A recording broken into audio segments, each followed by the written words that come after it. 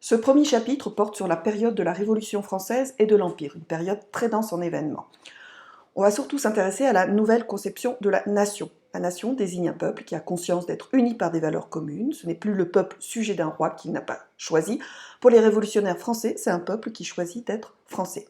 La période étudiée va donc de 1789, avec l'ouverture des États généraux, jusqu'en juin 1815, avec la défaite de Waterloo et la deuxième abdication de Napoléon. On voit que plusieurs régimes se succèdent, monarchie absolue, monarchie constitutionnelle, la République, avec le Directoire, le Consulat et le Premier Empire.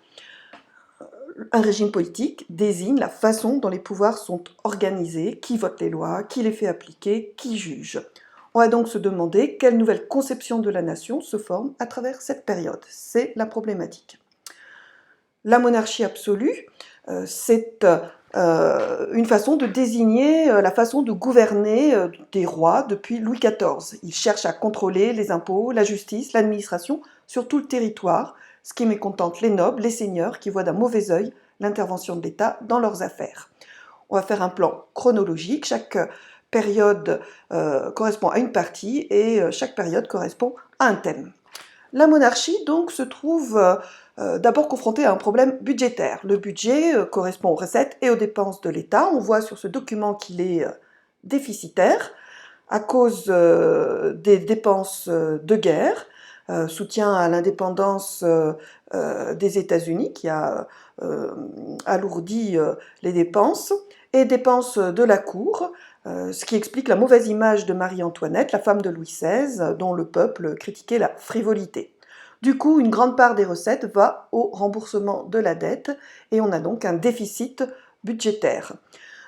Sur cette vidéo, vous voyez le roi face à son ministre Necker qui lui explique le problème. Donc, sur cette estampe, on voit la représentation des trois ordres, le clergé en violet, la noblesse et le tiers-état, qui est composé en majorité de paysans. Et ce bloc représente les impôts.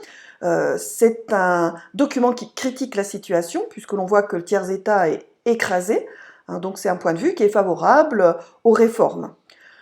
Le roi Louis XVI aussi veut des réformes, hein, il veut faire payer les nobles et le clergé, mais il se heurte évidemment à leur opposition. Il décide de réunir une assemblée qui s'appelle les États généraux, rarement réunis en dehors des périodes de difficulté, et en général, cette assemblée aboutit à une réaffirmation de l'autorité du roi. Les députés aux États généraux sont élus dans chaque paroisse, dont les habitants rédigent des cahiers de doléances par ordre. Ici, on a un cahier de doléances du tiers-état d'une paroisse rurale. Et les impôts, c'est la première préoccupation dès l'article 1. Cette vidéo vous montre une reconstitution de la façon dont pouvait se passer la rédaction de ces cahiers de doléances. Les États généraux s'ouvrent donc le 5 mai 1789 à Versailles. Chaque ordre est bien à sa place, le clergé à gauche, les nobles à droite, le tiers-état en face du roi, ici le tiers-état, le roi en face. Le tiers-état a obtenu le doublement du nombre de ses députés, considérant qu'il représente la majeure partie de la population française, mais il n'a pas obtenu le vote par tête, c'est une voix, un ordre, et donc les revendications du tiers-état ont peu de chances de se faire entendre, puisque les intérêts des nobles et du clergé ne sont pas les mêmes que ceux du tiers-état. Le roi fait un discours long et ennuyeux, comme vous pouvez le voir sur cette vidéo, qui n'est, elle, pas du tout ennuyeuse. Donc, se pose maintenant le problème politique. Le roi refuse le vote par tête, c'est-à-dire une personne, un vote, qui serait favorable au tiers-état. Donc, du coup, le tiers-état, rejoint par quelques curés et quelques nobles, réagit en se proclamant Assemblée nationale le 17 juin 1789. Ils imposent l'idée donc d'une souveraineté de la nation concurrente de celle du roi.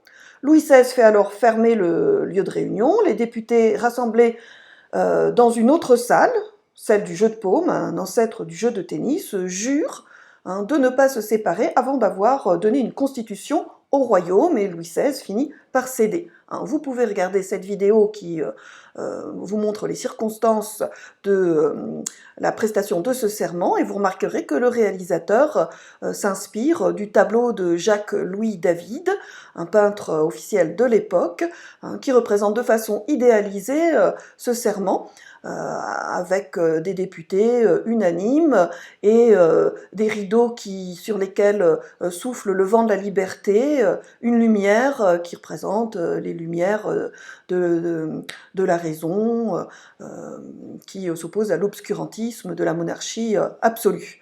Le 9 juillet 1789, l'Assemblée qui réunit maintenant les trois ordres prend le nom d'Assemblée nationale constituante, c'est-à-dire qu'elle est chargée de rédiger une constitution.